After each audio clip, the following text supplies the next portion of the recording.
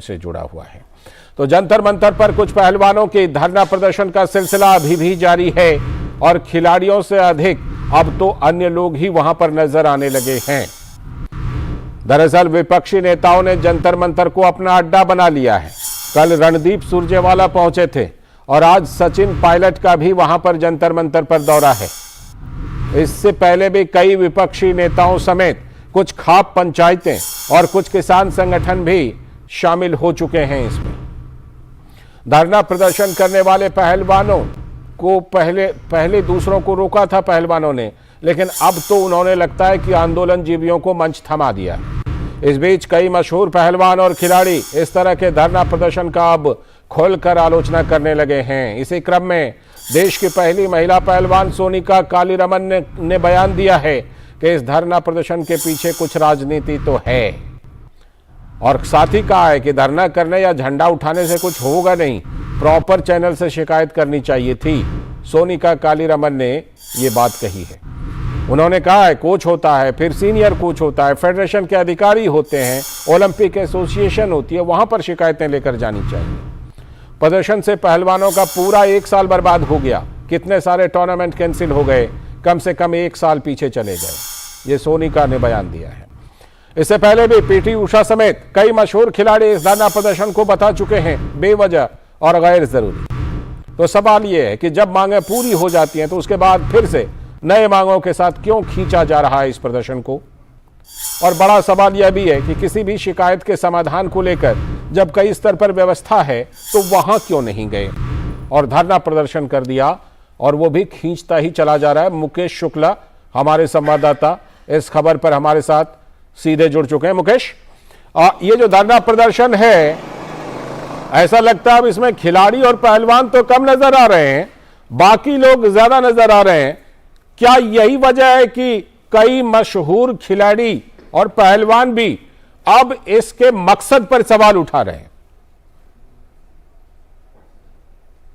बिल्कुल लालचंद जी, जो ये रेसलिंग का जो पूरा का पूरा ये आंदोलन चल रहा था, धरना प्रदर्शन चल रहा था, ये पहले बृजभूषण शरण और इन 4 रेसलर्स के बीच में था, जहां पर आपके ये नामचीन जो रेसलर थे संगीता, विनेश, बजरंग, साक्षी मलिक, इनके बीच ये जो आंदोलन चल रहा था, अब ये खुलकर सामने आ गया है कि कहीं ना कहीं इसमें पॉलिटिक्स जो है वो शामिल हो चुकी है। आज जिस तरह से सचिन पायलट आए, कल सुरजेवाला आए, उससे पहले टिकैत आए, उससे पहले तमाम नेता वहाँ पहुँचे, केजरीवाल पहुँचे, लगातार हर एक दिन एक पार्टी का, विपक्ष का नेता वहाँ जाकर के माइक होल्ड करता है, 150-2 घंटे अपने राजनीति की रोटियां सेकता है और वहां से निकलता बनता है। कहीं ना कहीं अब इनके लिए ये आंदोलन इनके गले की हड्डी बनता जा रहा है। कल मैंने भी राजघाट तक जब ये लोग गए, वहां पर गांधी जी की स्मृति पर इन्होंने पुष्प जब चढ़ाए, उसके बाद मैंने पूछा, बजरंग जी आप तो प्राइम कंटेंडर थे, 2nd बार ओलंपिक जीतने का आपके पास मौका था, कहीं ना कहीं वो आपके हाथ से निकलता जा रहा है। तो उनके जो चेहरे का हाव भाव था वो लालचंद जी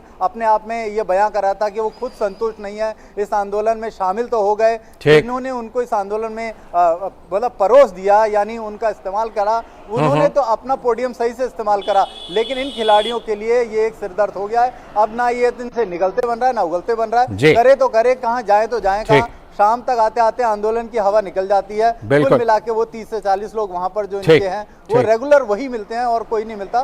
कहीं ना कहीं इन बड़े नेताओं को, इन बड़े रेसलर्स को एक प्रॉपर चैनल के थ्रू आना था। यही बात मुकेश, यही बात देश की जो पहली महिला पहलवान है सोनिका कालीरमन, उन्होंने कहा लग रहा है इसके पीछे राजनीति तो है और नुकसान हो रहा है और प्रॉपर चैनल पर नहीं गए। ऐसी आवाजें उठ रही हैं, क्या इन आवाजों को प्रदर्शनकारी सुनने को तैयार हैं? बिल्कुल, जो रेसलर्स अपने यहाँ पर कमेंट्स दे रहे हैं, मैंने भी कई लोगों से ऑफ द कैमरा बात करी तो उन्होंने बोला ऐसा कुछ नहीं था। हमने कई ग्राउंड रिपोर्ट्स में भी जाकर के पड़ताल करने की कोशिश की, अगर कुछ था भी, उन्होंने कहा कि आपको एक प्रॉपर चैनल के थ्रू आना था, शिकायतें देनी थी, कोई आप ऐसे बिल्कुल मासूम या मायूस बच्चे नहीं थे कि आपको इतना लंबा समय लगा इन सब चीज़ों को झेलते रहने में। और मैंने खुद अभी कॉमनवेल्थ गेम्स में खुद कवरेज के दौरान देखा था कितने अच्छे रिलेशन इनके आपस में दिख रहे थे, लेकिन कहीं ना कहीं राजनीतिक तौर पर इनका इस्तेमाल किया जा रहा है और उसकी वजह से न केवल इन 4 रेसलर्स का करियर खराब हो रहा है, बल्कि वो तमाम युवा जो इंतजार कर रहे थे, अंडर 15 चैंपियनशिप होनी थी, अभी उनके ट्रायल्स होने थे, वो रद्द कर दिए गए। एशियन चैंपियनशिप 15 की होनी थी, उनमें उनको सिलेक्शन नहीं मिलेगा, तो तमाम लोगों को नुकसान हो रहा है। रैंकिंग्स में आप परफॉर्म नहीं करने वाले हैं। एशियन चैंपियनशिप सामने है जो सीनियर कैटेगरी की खेली जानी है, जहां से आपको ओलंपिक के लिए कोटे लेने थे, तो ये कहीं ना कहीं के द्वारा जो ये 1 साल का जो हम सही कह रहे हैं सोनिका कालीरमन की नुकसान, बिल्कुल ये आवाजें उठने लगी हैं और इससे कई सवाल उठने लगे। ठीक है, बहुत बहुत शुक्रिया मुकेश इस खबर पर जुड़ने के लिए। और अब बारी आ गई आपसे विदा लेने के, लेकिन जाने से पहले हम आपको बताते हैं, आज हमने सबसे पहले आपको बताया था कि प्रधानमंत्री नरेंद्र मोदी G7 में हिस्सा लेने के लिए जापान में हैं। तो हम आपको दिखाते हैं कि ये G7 है क्या। जापान के हिरोशिमा शहर में 19 से 21 मई के बीच ये G7 देशों का सम्मेलन हो रहा है। तो आज हम आपको बताते हैं कि ये G7 है क्या और भारत ने G7